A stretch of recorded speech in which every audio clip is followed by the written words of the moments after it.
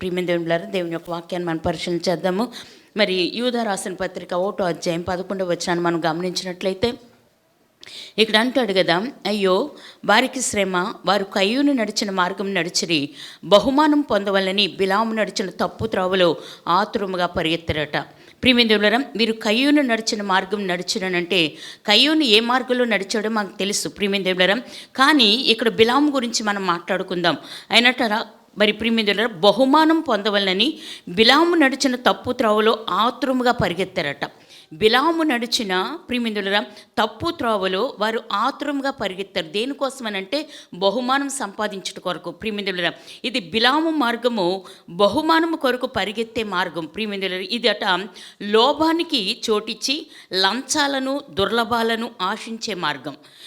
ఈ బిలాము మార్గం ఏంటంటే లోభానికి చోటిచ్చి అలాగే లంచాలను దుర్లభాలను అపేక్షించే మార్గం ఈ మార్గం. ఇది బిలాము మార్గం అని దేవుని యొక్క వాక్యం సెలవిస్తుంది. ప్రియమిదేవులరా బిలాము ఎవరు? బిలాము ఒక ప్రవక్త. సంఖ్యాకాండం 22వ అధ్యాయం మనం మొత్తం చదివితే ఇతని గురించి మరి ఎక్కువగా మనం తెలుసుకోవచ్చు. ప్రియమిదేవులరా ఈ బిలాము ఒక ప్రవక్త ఉండి కూడా మరి బిలాము ప్రభువుని ఎరిగినవాడుగాను ప్రార్థించడం తెలిసినవాడుగాను చూస్తున్నాం. ఇతడు ప్రియమిదేవుల ప్రభువు తెలుసు, ఎందుకంటే ఆయన ప్రవక్త కదా.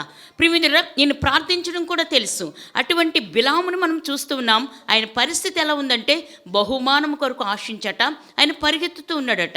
ఆయన తప్పు త్రావలో పరిగెత్తుతున్నాడని, ఆతురముగా పరిగెత్తుతున్నాడని దేవుని యొక్క వాక్యం సెలవిస్తుంది. ఈరోజు యేసుక్రీస్తుని ఇది అన్యులకు కాదండి, ఇది మనకే క్రైస్తవులకే ఈ వాక్యం. ప్రియమిదేవుల దేవుని తెలుసుకున్నాం, దేవుని రక్షణ పొందుకున్నాం, దేవుని బిడ్డలుగా ఉంటున్నాం. దేవుని బిడ్డలుగా ఉంటూ కూడా ప్రియమిత్రులారా మనం ఏం చేస్తున్నామంటే బహుమానం కొరకు పరిగెత్తుతూ ఉన్నాం. దేనికి? లోభానికి చోటిచ్చి లంచాలను దుర్లభాలను ఆశించే మార్గంలో ప్రవేశిస్తున్నాం. దేవుడు నిన్ను ఆశీర్వదించాడు, దేవుడు నిన్ను దీవించాడు, ప్రతి ఈవిని కూడా దేవునికి అనుగ్రహించాడు. అయినప్పటికీ బిలాము ఒక ప్రవక్త అయి ఉండి ప్రభువును తెలుసుకొని, ప్రభు మార్గాన్ని తెలుసుకొని, ఆయన యొక్క ప్రార్థన తెలుసుకొని దేంట్లో పరిగెడుతున్నాడంటే మరి బహుమానాన్ని ఆశించాడట. దాని కొరకు ఆత్రముగా పరిగెడుతున్నాడని దేవుని యొక్క వాక్యం సెలవిస్తుంది. ఈరోజు మరి మనము దేని కొరకు పరిగెడుతున్నాం? ఈ లోకంలో దేవుడు నిన్ను ప్రేమించాడు, దేవుడిని తన రక్షణ నీకు ఇచ్చాడు, తన బిడ్డగా చేసుకున్నాడు, ప్రతి ఈవిని కూడా నీకు అనుగ్రహించాడు. కానీ నువ్వు దేని కొరకు పరిగెడుతున్నావు? ప్రియమిత్రులారా ఇక్కడ అంటాడు కదా, బిలామట మరి మనము ప్రభువుని ఎరిగి ప్రార్థిస్తున్నప్పుడు ప్రభు అట మనకు అనేక ఈవులను ఆశీర్వాదములు ఇచ్చేవాడుగా ఉన్నాడు. మనం దేవుణ్ణి అడిగినప్పుడు, నువ్వు దేవుని దగ్గర ప్రార్థిస్తున్నప్పుడు నీకు అనేకమైన ఈవులు ఇస్తున్నాడు, అలాగే నిన్ను ఆశీర్వదిస్తున్నాడు, నీ కుటుంబాన్ని దీవిస్తున్నాడు. అయినప్పటికీ కూడా నువ్వు దేని కొరకు పరిగెడుతున్నావు? ఇక్కడ అంటాడు ఆశీర్వదించబడిన బిలామట బహుమానం కొరకు పరిగెత్తుతున్నాడు. దేని కొరకు పరిగెత్తుతున్నాడు అంటే వెండి బంగారములు పేరు ప్రఖ్యాతలు అతన్ని ఆకర్షిస్తున్నట్లు కనిపిస్తూ ఉన్నాయి.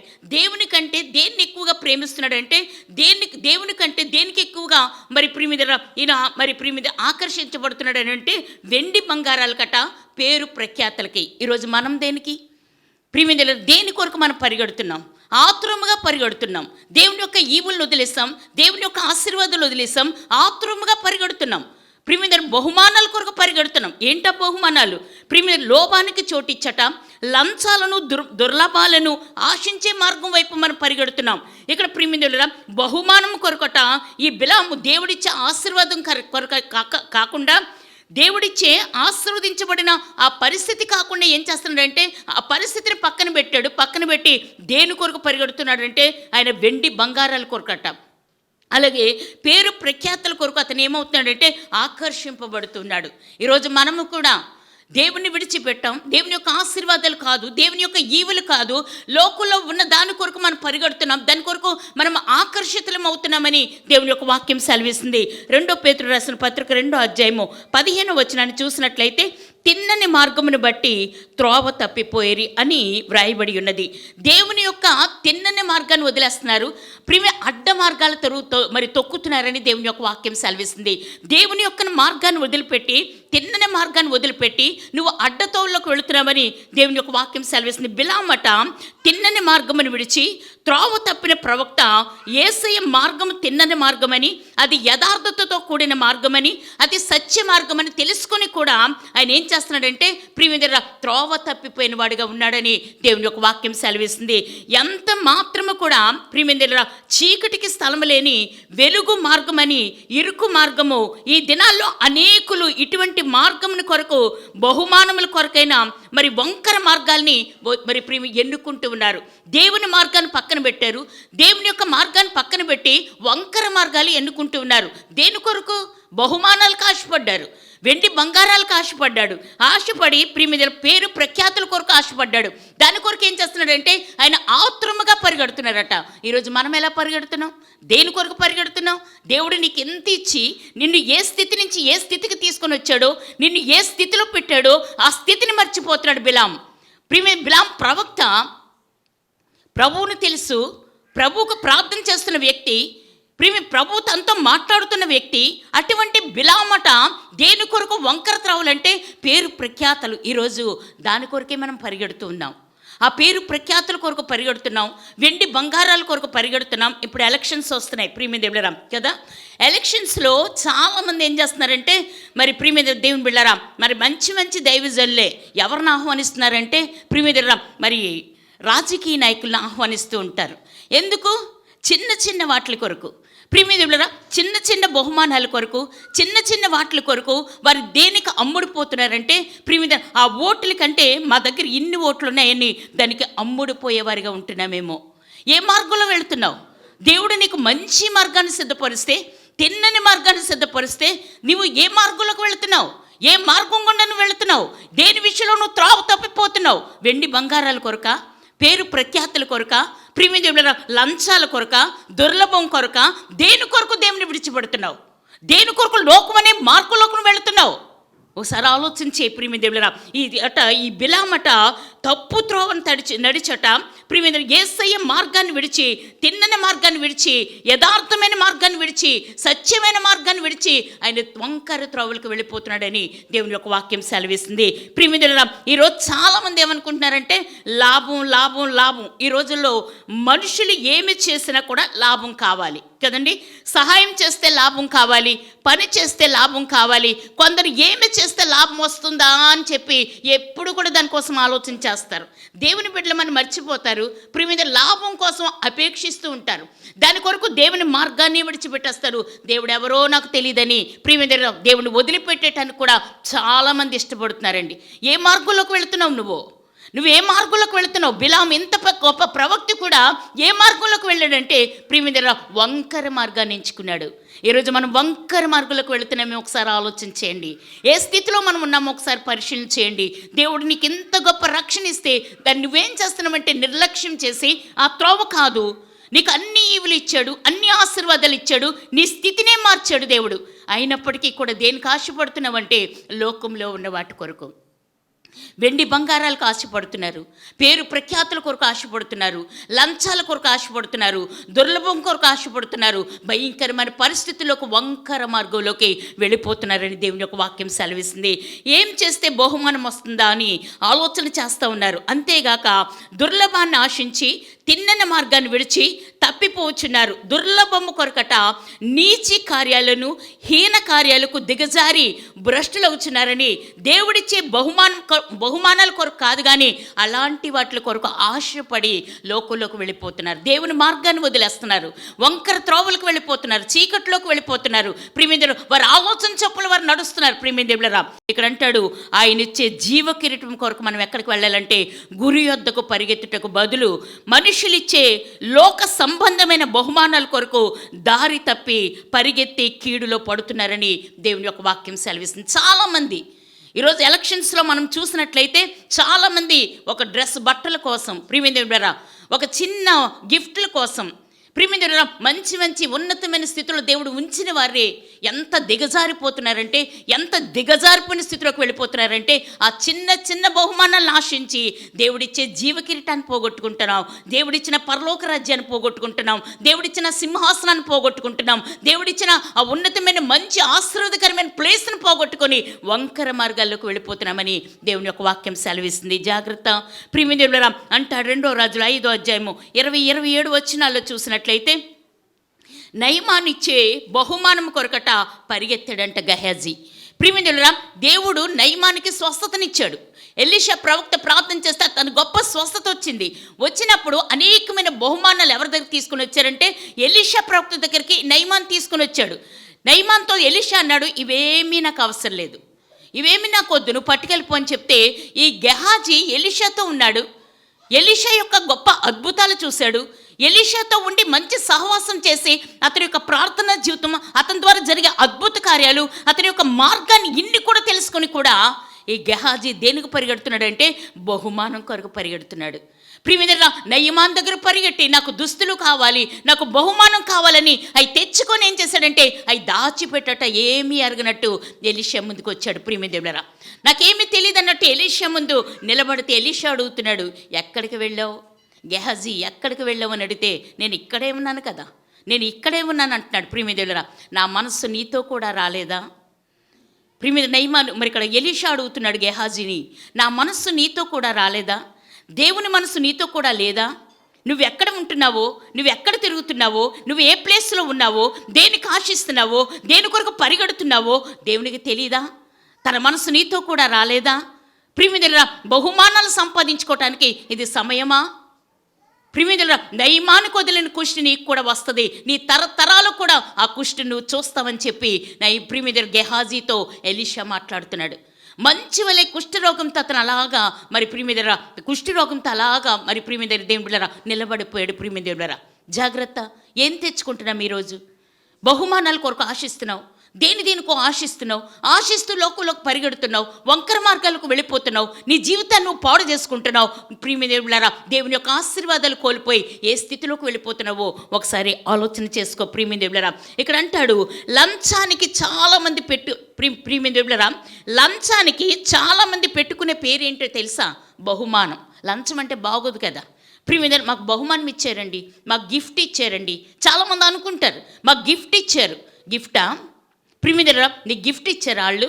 ప్రియమైన లంచానికి చాలామంది పెట్టుకునే పేరు బహుమానం. అన్యాయంగా వచ్చే బహుమానంలో ఆశీర్వాదం ఉందా? అందులో దీవెన ఉందా? నువ్వు తెచ్చుకునే ఆ లంచం ప్రియమైన నీ కుటుంబానికి అది ఆశీర్వాదకరంగా ఉందా? ఒకసారి ఆలోచించే. ప్రియమైన ద్వితీయోపదేశకాండం 16వ అధ్యాయం 19వ వచనంలో దేవుడు ఈ రీతిగా మాట్లాడుతున్నాడు. ఏమనంటే లంచం పుచ్చుకొనకూడదని, లంచము న్యాయమును చెరుపునని బైబిల్ చెప్తుందండి. లంచమట న్యాయాన్ని చెరిపేస్తుంది. అందుకని దేవుడు ఏమన్నాడంటే లంచం తీసుకోవద్దని చెప్పాడు, ఖచ్చితంగా చెప్పాడు దేవుడు. వింటున్నావా? నువ్వు దేవుని బిడ్డవేనా? ఏ మార్గంలోకి వెళుతున్నావు? వంకర మార్గంలోకి వెళుతున్నావా? తిన్నని మార్గంలో ఉన్నావా? తిన్నని మార్గంలో ఉంటే ఇది నీకు ఇష్టం ఉండదు. ప్రియమైన దేవుని బిడ్డలారా నువ్వు తిన్నని మార్గంలో దేవుని వైపు చూస్తావు, కానీ నువ్వు వంకర మార్గంలోకి వెళుతున్నావు. బహుమానమని ఈ లంచాలు తెచ్చుకొని ఇంట్లో పెట్టుకుంటున్నారు. ప్రియమైన దేవుని బిడ్డలారా ఇంకా అంటాడు యోబు గ్రంథం 15వ అధ్యాయం 34వ వచనాన్ని చూసినట్లయితే, లంచగొండల గుడారాలు నేను అగ్నితో కాల్చేస్తానంటున్నాడు. ఆయన ఖచ్చితంగా మాట్లాడుతున్నాడండి ఈ మాట. దేవుడు ఏ మాట మాట్లాడినా అది ఖచ్చితంగా నెరవేరుతుంది. దేవుడికి భయపడండి, దేవుని మాటకు భయపడండి, మనిషి మాటకు కాదు. చాలామంది మనిషి మాటకు విలువిస్తున్నారు కానీ దేవుని మాటకు విలువివ్వటం లేదండి. కానీ ఇక్కడ అంటున్నాడు లంచగొండల గుడారాలు నేను కాల్చేస్తానని చెప్తున్నాడు ఆయన. ప్రియమైన మరి ఆయన అంటున్నాడు, కాల్చివేనని మోసం చేసి తెచ్చుకున్న ఆహారము మనుషులకు బహు ఇంపుగా ఉన్నను, పిమ్మట వాని నోరు దేంతో నింపుతానంటున్నాడంటే మంటితో నింపుతానంటున్నాడు. సామెతలు 20వ అధ్యాయం 17వ వచనంలో ఈ మాట తెలియచేస్తూ ఉన్నాడు. మనుషులకు బహు ఇంపైన ఆహారముగా ఉన్న ఆహారాన్ని తెచ్చుకుంటున్నావు, పిమ్మట వాని నోరట మంటితోనే నింపుతానని దేవుని యొక్క వాక్యం సెలవిస్తుంది. ఇది ఇలాగ బైబిల్ చెప్తుంది. ఇది దేవుని మాట, నా మాట కాదు. ప్రియమైన దేవులరా నా మాట అయితే ఒట్టిదే, కానీ దేవుని మాట మీతో మాట్లాడుతున్నప్పుడు మనం సరి చేసుకోవాలి. ఏ స్థితిలో ఉన్నామో ఆ స్థితి నుంచి మనం మార్చబడాలని దేవుని యొక్క వాక్యం సెలవిస్తుంది. ప్రియమైన దేవులరా అయితే దేవునితో నివసింపగోరువాడు దేవుని మార్గంలో ఉన్నవాడు ఏమని చెప్తున్నాడు అంటే యెషయా గ్రంథం 33వ అధ్యాయము 15వ వచనాన్ని చూసినట్లయితే, నీతిని అనుసరించి నడుచుచు, యథార్థంగా మాట్లాడుచు, నిర్బంధం వల్ల వచ్చి లాభమును ఉపేక్షించుచు, లంచం పుచ్చుకొనకుండా తన చేతులను మలుపుకోవాలి. ప్రియమైన నీ చేతులను తప్పించుకోవాలి.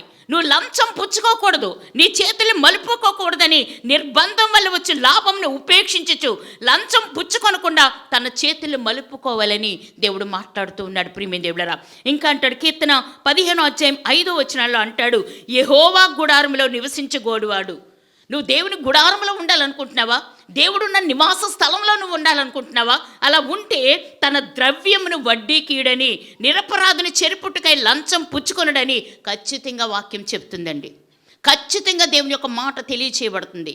నిరపరాధుని చెరుపుట్టుకై లంచం పుచ్చుకోకూడదు, నీ డబ్బుల్ని వడ్డీకీయకూడదని ఖచ్చితంగా దేవుని మాట ఇక్కడ తెలియచేయబడుతుంది. ఈరోజు ఏ స్థితిలో ఉన్నాం? దేనివల్ల మనం ప్రియమైన డబ్బును సంపాదించాలని ఆశపడుతున్నాం?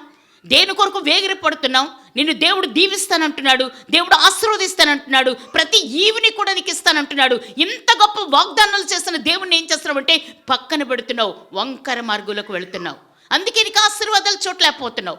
నీ జీవితంలో దేవుని యొక్క ఆశీర్వాదాలు చూడలేవు. దినము కూడా నువ్వు తగ్గిపోతావు, కానీ దేవుని యొక్క మార్గంలో నువ్వు ఉండలేవని దేవుని యొక్క వాక్యం సెలవిస్తుంది. కొందరు ఏం చేస్తారంటే లాటరీ టికెట్లు కొనుక్కుంటారండి.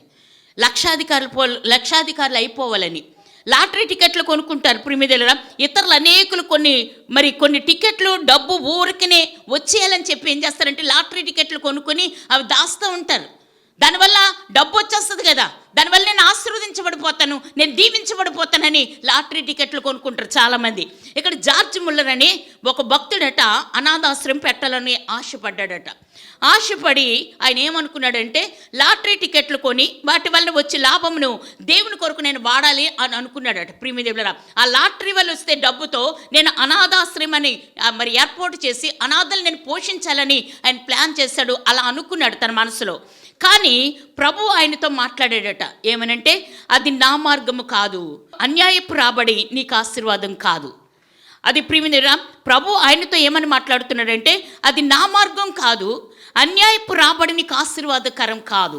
ప్రియమైన నా యందు విశ్వాసం ఉంచమని చెప్పి జార్జ్ ముల్లర్ని దేవుడు దీవించినప్పుడు, ఆయన ప్రార్థన చేయగా జార్జ్ ముల్లర్ని దేవుడట ఆశీర్వదించినప్పుడట అతడు దేవునిపై ఆధారపడి విశ్వాసంతోనట 5 అనాథాశ్రమాలను స్థాపించి అనేక వేల మంది పిల్లల్ని ఆయన పోషించాడు. హల్లెలూయా. నువ్వు దేవుని మీద ఆడుకో. నువ్వు దేవుని మీద ఆడుకుంటే ఆయన సర్వశక్తిమంతుడు కదా, ఆయన శ్రీమంతుడు కదా, ఆయన నీకు సమస్తం ఇస్తాడు కదా. నువ్వెందుకు ఇతరుల మీద ఆధారపడుతున్నావు? దేని మీద ఆధారపడుతున్నావు? దేనివల్ల నువ్వు లాభాలు సంపాదించాలనుకుంటున్నావు? అది వంకర మార్గం, అది తిన్న మార్గం కాదు, అది బిలాము మార్గం. ఆ మార్గం గుండా నువ్వు ఆతురంగా పరిగెడుతున్నావేమో, దానివల్ల నువ్వేం తెచ్చుకుంటావంటే నష్టాన్ని తెచ్చుకుంటావు, కానీ ఏం మాత్రము కూడా ఆశీర్వాదం అందులో లేదని దేవుని యొక్క వాక్యం సెలవిస్తుంది. ప్రియమైన దేవులారా, కొందరు ఏమనుకుంటారో తెలుసా? జోదంలో డబ్బు సంపాదించేసి తన భార్య బిడ్డలను పోషించేద్దాం అనుకుంటారు చాలామంది. జోదం ఆడేసి అందులో డబ్బు వచ్చేస్తుంది కదా, మరి ఏ పని చేయకుండా జోదాల్లో కూర్చుంటారు చాలామంది. ప్రియమైన చాలామంది కూర్చొని ఏం చేస్తారంటే జోదం ఆడేసి డబ్బు వచ్చేసిన తర్వాత మరి ఆ డబ్బుతో నా కుటుంబాన్ని పోషించాలనుకుంటారు చాలామంది. ప్రియమైన జోదం ఆడి గొప్పవారైనా వారెవ్వరు కూడా లేరండి ప్రియమైన. కానీ జూదములో తమ భార్య బిడ్డలను చివరకు తమను తామే అమ్ముకున్నవారు అనేకులు ఉన్నారు. తమ జీవితాలను అమ్మేసుకున్నారు, తమ భార్య బిడ్డల్ని అమ్మేసుకున్నారు, వారిని అమ్మేసుకునే వాళ్ళు చాలామంది ఉన్నారు. ప్రియమైన అలాగ నువ్వు ఆశీర్వదించబడలేవు. అది నీ కాదు, అది మరి వంకర మార్గం, కానీ అది తిన్ననైన మార్గం కాదని దేవుని యొక్క వాక్యం సెలవిస్తుంది. ప్రియదేవులరా, అలాగే అంటాడు కొంతమంది ప్రియదేవులు కష్టపడి పనిచేసి సంపాదించిన ఆదాయంలో ఆశీర్వాదం ఉన్నదండి. దేవుడు దీవించినప్పుడు మన చిన్న సంపాదన కూడా అత్యధికంగా దేవుడు ఆశీర్వదిస్తాడు. ఏమండి, సారేపతి విధవరాలను దేవుడు పోషించలేదా? 3.5 సంవత్సరాలు ప్రియదేవులరా ఆవిడకి దేవుడు ఆహారం ఇవ్వలేదా? ప్రియమైన ఆవిడ పోషించబడ్డమే కాదు, ప్రవక్త అయిన ప్రియమైన ఏలియాని కూడా ఆవిడ భోజనాన్ని సిద్ధపరిచింది. ఎంతగా దేవుడు ఆశీర్వదించాడు. ఎలీషా దగ్గర మరి ఒక శిష్యుడు ఉండేవాడు. ఆయన చనిపోయాడు. ఆయన భార్య పరిగెత్తుకొని వచ్చి ఎలీషా ప్రవక్తతో అంటుంది, ప్రియమైన ఏమనంటే మరి నా భర్త నీ దగ్గర శిష్యుడిగా ఉన్నాడు, నా భర్త చనిపోయాడు, ప్రియమైన నా పిల్లల్ని మరి అప్పుల వాళ్ళు వచ్చి తీసుకుని వెళ్ళిపోతున్నారు బానిసలుగా. ఎలీషా ప్రవక్తని ఏం చేయాలని అడుగుతున్నప్పుడు, అమ్మ నీ దగ్గర ఏముంది అని అడిగాడు ఆయన. నీ దగ్గర ఏముంది?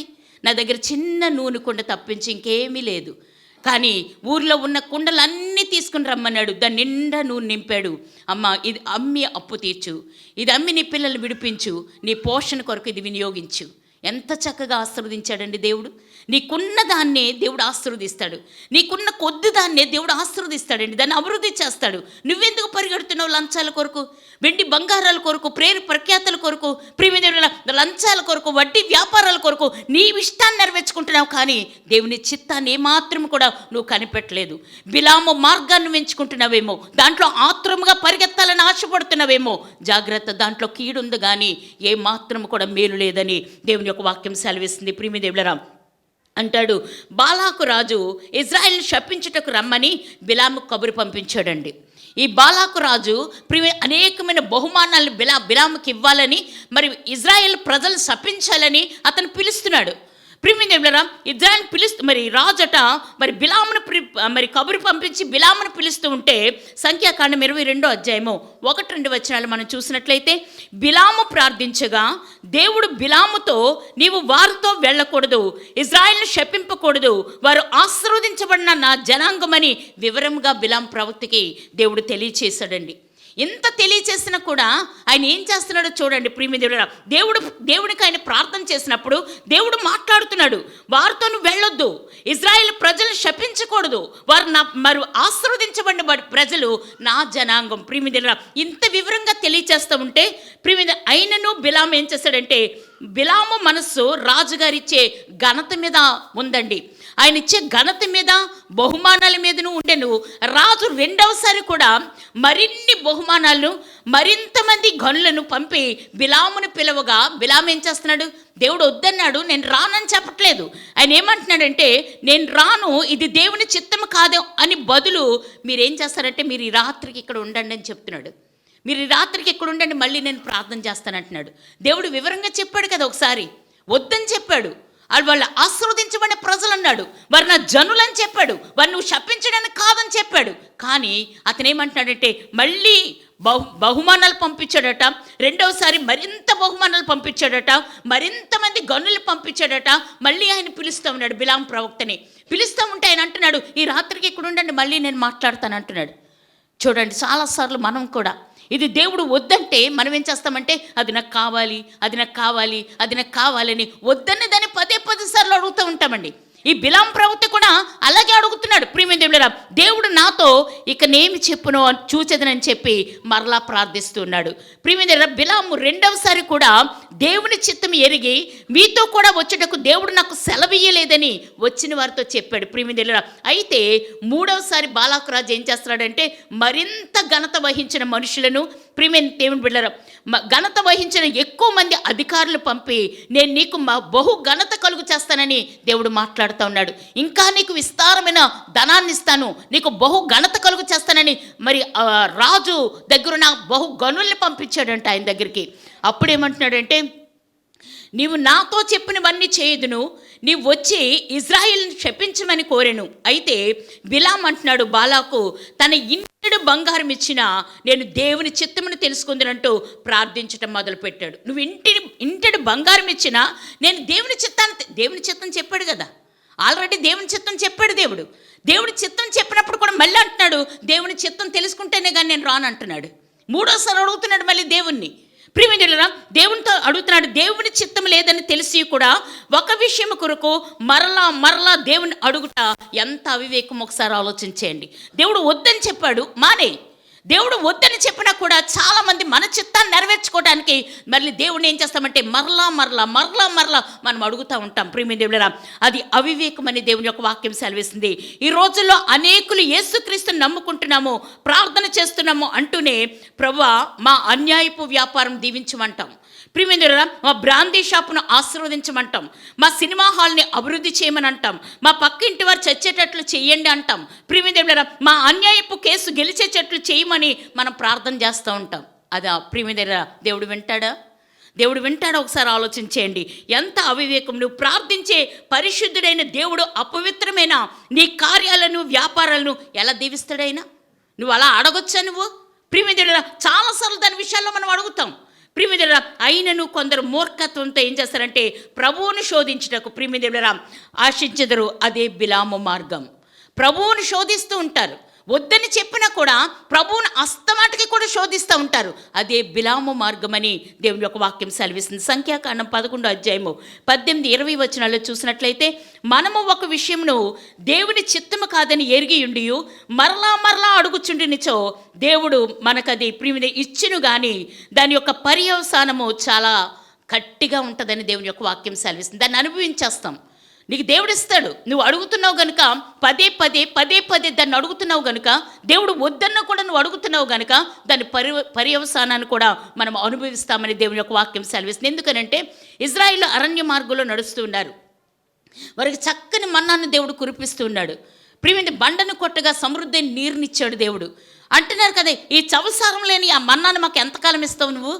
ప్రియమైన ఇది మాకొద్దు, మాకు మాంసం కావాలి, మాకు మాంసం కావాలని ప్రియమైన పేచీ పెడుతున్నారు. వారు ఏం చేస్తే అడుగుతున్నారు. ప్రియమైన దేవుడట పూరేళ్ళు రప్పించాడు. ప్రియమైన పూరేళ్ళు ఇచ్చాడు. వారి మాంసం అట వారి నోట్లో ఉండగానే దేవుని యొక్క ఉగ్రత వారి మీదకి దిగిందని దేవుని యొక్క వాక్యం సెలవిస్తుంది. జాగ్రత్త, నువ్వు అడిగితే దేవుడు ఇస్తాడు. కానీ దాని యొక్క ప్రియమైన మరి దాని యొక్క పర్యవసానం ఎలా ఉంటుందంటే చాలా మరి గట్టిగా ఉంటుందని, దేవుని యొక్క ఉగ్రత చాలా గట్టిగా ఉంటుందని దేవుని యొక్క వాక్యం సెలవిస్తుంది. ప్రియమైన దేవుడరా, ఇక్కడ మరలా బిలాము దేవుని అడుగ్గా విసుగు చెందిన దేవుడు వెళ్ళమన్నాను కానీ శపించమనలేదు. వెళ్ళమన్నాడు దేవుడు, వెళ్ళు, కానీ శపించమని చెప్పలేదు. ప్రియ సంఖ్యాకాండం 22-20 వచ్చిన మాట తెలియచేయబడుతుంది. అలాగే ప్రియమిదర ఇక్కడ అంటున్నాడు కదా, దొరికింది కదా అని సంపదని ఆతురపడ్డ బిలాము తన చిత్తాన్ని నెరవేర్చుకుంటకు బయలుదేరును. అయితే యెహోవా దూత ఖడ్గము దూసి చేత పట్టుకొని త్రోవలో నిలిచియుండుట ఆయన చూడలేకపోయాడు. ప్రియమి దేవుడు అయితే వెళ్ళమన్నాడు. అతను మరలా అడుగుతున్నాడు కదా. అడుగుతుంటే ఏమన్నాడంటే, ఇజ్రాయెల్ నువ్వు శపించొద్దు కానీ వెళ్ళన్నాడు ప్రియమి దేవులరా. కానీ దేవుని యొక్క దూతట ఖడ్గం పట్టుకొని దారికి అడ్డుగా నిలబడ్డది. అది ఇతను కనపట్టలేదు ప్రియమి దేవులరా. ఈ కళ్ళు మూసుకుపోయి చాలాసార్లు ఈ రోజుల్లో ప్రియమైన దేవులారా మరి విగ్రహారాధన చేసేవాళ్ళు మనం గమనిస్తే ప్రియమైన వాళ్ళు అంటారు, మా దేవుడు గొప్పతనం నీకేం తెలుసు, మాకు ఎంతమంది దేవుళ్ళు ఉన్నారు, మీ దేవుడే కాదు, మాకు చాలామంది దేవుళ్ళు ఉన్నారు, మీ దేవుడే కాదు అంటారు. ప్రియమైన దేవులారా చాలామంది వ్యతిరేకిస్తూ ఉంటారు, దాన్ని ఎక్కువగా చేస్తూ ఉంటారు. బొట్లు పెట్టేసుకొని భయంకరంగా ఈ మధ్యకాలంలో తయారవుతూ ఉన్నారండి ప్రియమైన. కానీ వాళ్ళు ఏమనుకుంటున్నారంటే విగ్రహాల్లో దయ్యాలు ఉన్నాయి, దయ్యాలకు మేము ఆరాధన చేస్తున్నాం, దయ్యాలతో మేము ఉంటున్నాం, ఆఖరికి దయ్యాలతోనే నరకంలో ఉంటామని వాళ్ళకి తెలియట్లేదు. ఎందుకంటే యుగ దేవత వాళ్ళకి గుడ్డితనాన్ని కలుగు చేస్తుంది కనుక. దేవుని నమ్ముకుని కూడా అటువంటి ఆచారాల్లో అటువంటి పరిస్థితుల్లో చాలామంది ఉంటున్నారు. కానీ ఇక్కడ ఈ బిలాము ప్రవక్తకి దేవుడు వెళ్ళమన్నాడు, కానీ ఆయన ఏం చెప్పాడంటే వాడిని శపించకూడదని చెప్పి కూడా మళ్ళీ కనికరించి ఏం చేస్తున్నాడంటే తన దూతను పంపిస్తే ఆయన ఖడ్గం పట్టుకొని దారికి అడ్డగా నిలబడ్డదండి. అయినా అతను చూడలేదు. ప్రియమిదెలా చూడకుండా సంఖ్యాకాండం 22-28-29 వచనాలు చూసినట్లయితే, అప్పుడు యెహోవా ఆ గాడిదకు వాక్కుని ఇచ్చిన కనుక అది నీవు నన్ను ముమ్మారు కొట్టితివి అంటుంది. ప్రియమి గాడిద మాట్లాడుతుందండి, గాడిద చేత కూడా మాట్లాడించాడు దేవుడు. అలాగన్నా అతను తెలుసుకుంటాడేమోనని ఈరోజు అది కూడా గమనించలేని స్థితిలో ఉన్నాం మనం. గాడిద మాట్లాడుతుంది ప్రియమిదెలరా. ఏమంటున్నాడంటే, అప్పుడు యెహోవా ఆ గాడిదకు వాక్కునిచ్చిన కనుక అది నీవు నన్ను ముమ్మారు కొట్టితివి అంటే ఈయనేమంటున్నాడంటే ఆశ్చర్యపోకుండా ఏం చేస్తున్నాడంటే, నేను నిన్నేమి చేసి తినని బిలాముతో అనగా, బిలాము నీవు నా మీద తిరగబడితివి, నా చేత ఖడ్గమున్న ఎడల నిన్ను చంపివేయదని చెప్తున్నాడు. నిన్ను అయ్యో ఒక గాడిద మాట్లాడుతుంది, ఇంతవరకు మాట్లాడలేదు కదా, గాడిద ఏంటి మాట్లాడుతుందని ఆశ్చర్యపోవట్లేదు. చాలామంది జీవితాలు అలాగ ఆశ్చర్యపోవండి. జ్ఞానం సంపాదించుకోవడానికి ఈరోజు ఇటు అటు పరిగెడుతున్నారు చాలామంది. ప్రియమైన చాలా వాటిల్లో జ్ఞానం ఇక్కడ లేదు, ఎక్కడో జ్ఞానం దొరుకుతుందని అనేక దిక్కులకు పరిగెడుతున్నారు. నువ్వు సరి చేసుకోవాల్సింది ఏం చేస్తున్నారు అంటే జ్ఞానం సంపాదించుకోవడానికి. సొలొమోనుకి దేవుడు జ్ఞానం ఇచ్చాడు, ఎంతో బుద్ధి ఇచ్చాడు, వివేకం ఇచ్చాడు, ఐశ్వర్యం ఇచ్చాడు, అన్నీ ఇచ్చాడు. కానీ ఆఖరికి తన జీవితం ఏమైపోయిందంటే విగ్రహారాధన చేసే భార్యలత దేవుని వైపు నుంచి విగ్రహారాధన వైపు అతను మళ్ళాడని దేవుని యొక్క వాక్యం సెలవిస్తుంది.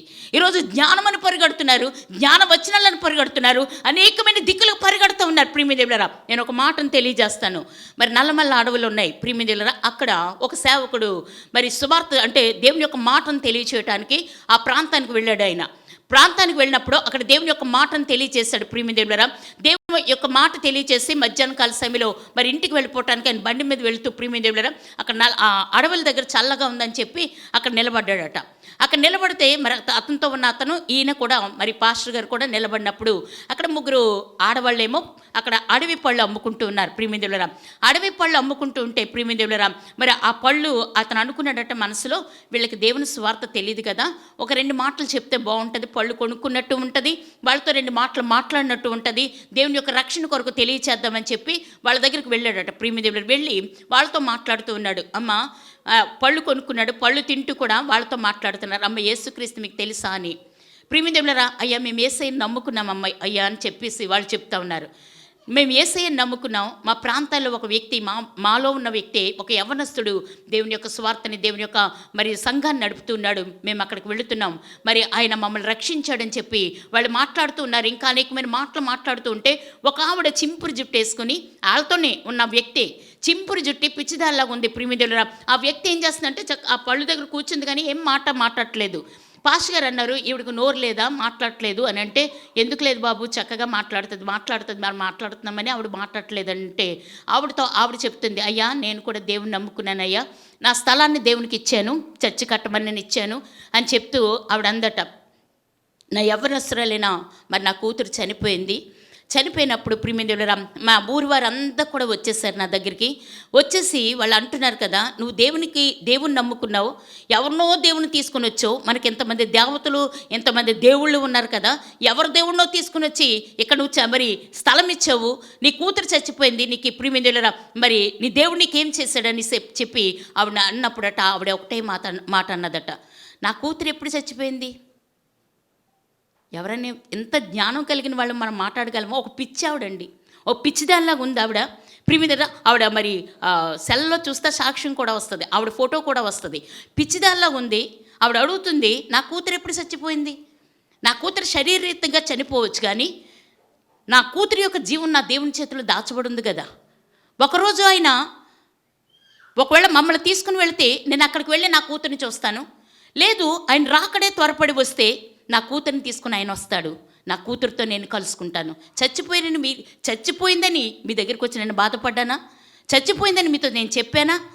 ఆవిడ అడిగిన మాటకి వాళ్ళు ఆశ్చర్యపడిపోయారట. ప్రియమిదేవులరా, అక్కడ మరి ఆ ఊరి నాయకుడు కూడా ప్రియమిదేవులరా ఆయన అన్నాడట, మీరు ఇంత దేవుణ్ణి నమ్ముకొని ఇక్కడ చర్చి కట్టేస్తున్నారు కదా, మీరు ఇక్కడ నేను రేషన్ ఇస్తేనే కదా మీరు పోషింపబడతారు, నేను రేషన్ ఇవ్వాలి, ఆ కార్డులు నా దగ్గర ఉన్నాయి, రేషన్ ఇస్తేనే మీకు నెలంతా కూడా పోషణ, నేను ఆ రేషన్ ఇవ్వను, మీరు ఆ దేవుణ్ణి నమ్ముకోకుండా ఉంటేనే నేను రేషన్ ఇస్తానని ఆయన మాట్లాడుతుంటే అక్కడ ఎవ్వరు కూడా మాట్లాడలేదంట. ప్రియమిదేవులరా, ఎవరు మాట్లాడకపోతే ఈవిడ లెగిచి అన్నదట, నువ్వు రేషన్ ఇచ్చేదేటి, నువ్వు రేషన్ ఇస్తున్నావు కనుక మాకు నాయకుడిగా ఉన్నావు, నువ్వు లేదంటే నువ్వు మాకు నాయకుడిగా అవసరమే లేదు, నీ యొక్క రేషనే మాకు అవసరం లేదు. మా దేవుడు ఆకాశవాకళ్ళు ఇప్పుతాడు, మా దేవుడు మన్నాతో మరి పోషించిన దేవుడు, మమ్మల్ని పోషించలేడా? మమ్మల్ని పోషించగలడు, మాకు సమస్తం ఇవ్వగలడు, మీరిచ్చిన రేషన్తో మేము బ్రతకడం ఏంటి, మాకు అవసరమే లేదని ఆవిడ ఖచ్చితంగా నిలబడి చెప్పిందట. ప్రియమిదేవులరా, అప్పటి నుంచి రేషన్ తీసుకోలేదు కానీ వారు ఆ పళ్ళు అడవుల్లోంచి తెచ్చుకొని ఆ పళ్ళు అమ్ముకుంటూ వారు జీవనం చేసుకుంటూ వారు మంచి మందిరాన్ని కట్టారట. ప్రియమిదేవులరా, దేవుని స్తోత్రం, హల్లెలూయా. ఒక పిచ్చావుడు మాట్లాడిందండి. ఈరోజు ఎక్కడున్నా నువ్వు దేవుని పని చేయాలి, దేవుని కొరకు నిలబడాలి, దేవుని స్వార్థను ప్రకటించాలి, అంతేగాని జ్ఞానం సంపాదించుకోవడానికని లోకంలో పరిగెడుతున్నారు, దేవుని యొక్క వాక్యాన్ని వదిలేస్తున్నారు. ప్రియమిదేవులరా, దేవుని యొక్క శిష్యులు ఎవరండి? దేవుని శిష్యులు ఎవరు? ప్రియమిదేవులరా, వారు ఏమాత్రం కూడా విద్య లేని పామరులు, వారు చేపల వాళ్ళు, ఒక మాట కూడా వారికి రాదు, అటువంటి వారు దేవుని యొక్క స్వార్థన చేశారు. ఈరోజు మనము దేవుని పని చేసేవారికి ఉంటున్నామా? ఒకసారి ఆలోచించండి. ఇతనట గాడిద మాట్లాడినా కూడా అతని కళ్ళు కనిపించట్లేదు. ప్రియమిదేవులరా, ఆయన ఏమంటున్నాడంటే, బిలాము గాడిద తనపై తిరగబడిననుకొనెను కానీ తాను దేవునిపై తిరగబడి దేవుని మార్గాన్ని విడిచితినని ఆయన గుర్తించట్లేదు. ప్రియమిదేవులరా, ఒక గాడిద కంటే హీనమైన స్థితికి దిగజారిన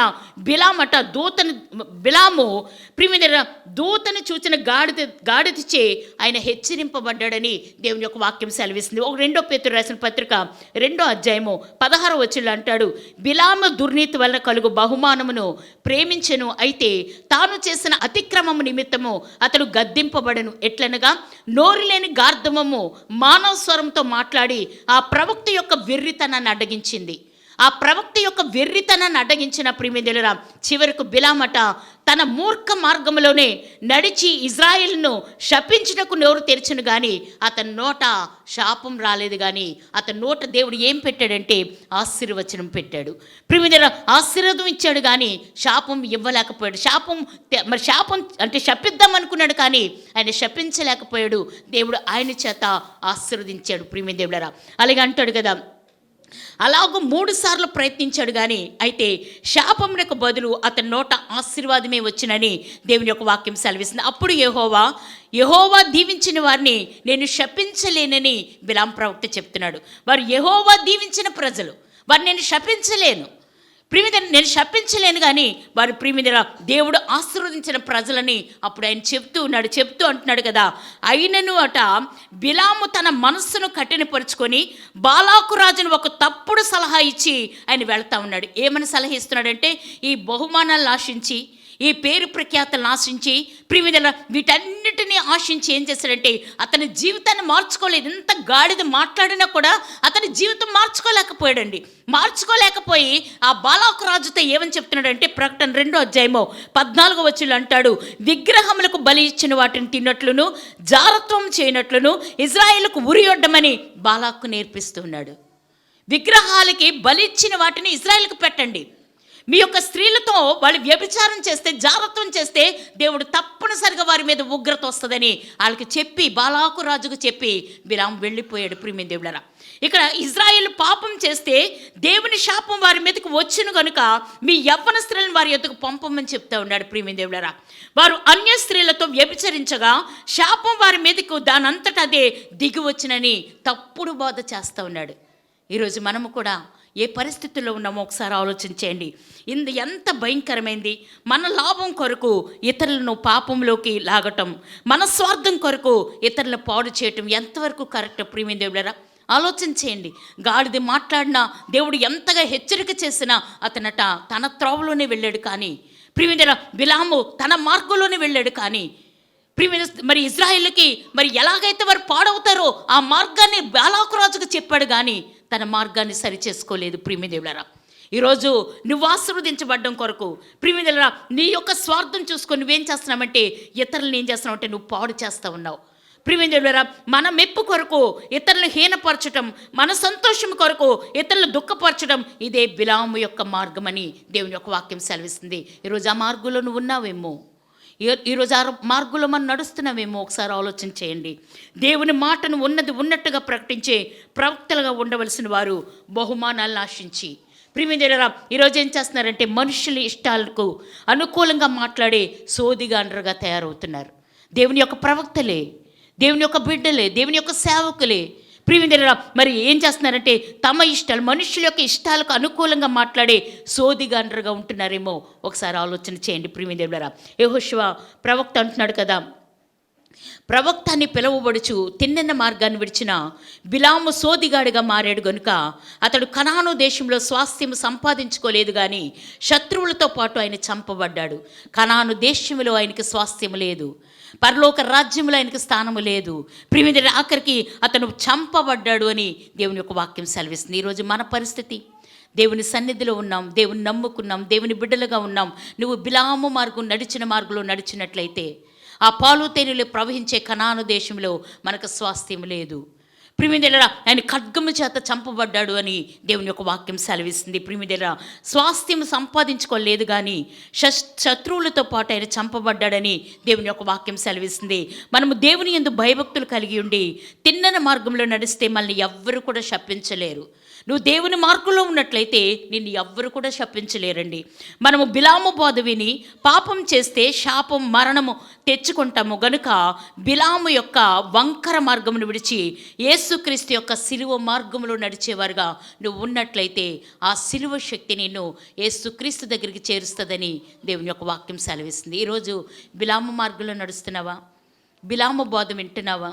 అనేక మంది జీవితాలను పాడు చేయడానికి బిలాము నడిచిన మార్గంలో ఆతురంగా పరిగెడుతున్నామేమో. వెండి బంగారాలు సంపాదించుకోవటానికి, పేరు ప్రఖ్యాతలు సంపాదించుకోవటానికి, ఈరోజు ఎలక్షన్ డ్యూటీలో తిరుగుతూ కూడా ప్రియమైన ఎలక్షన్లు జరుగుతున్నాయి కదా, అనేకమైన సంపాదనలు చేద్దామని అనేక మంది ఆలోచన చేస్తున్నారు ప్రియమిందులరా.